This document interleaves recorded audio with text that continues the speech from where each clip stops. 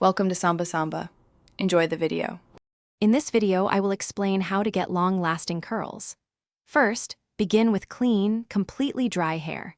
This provides the best foundation for your curls to hold. Next, generously apply a quality heat protectant from roots to ends to shield your hair from damage. Then, work a volumizing mousse or curl-enhancing spray through your hair. This adds grip and helps the curls stay put for many hours. Now, let's talk technique.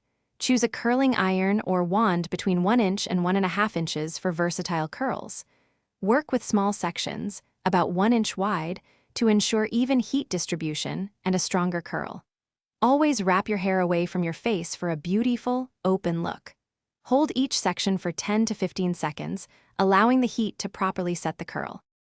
The cooling process is absolutely vital for long-lasting curls.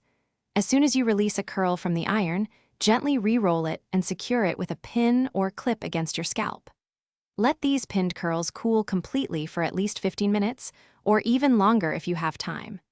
This allows the hair cuticle to close and set the curl's shape, making it much more durable throughout your day.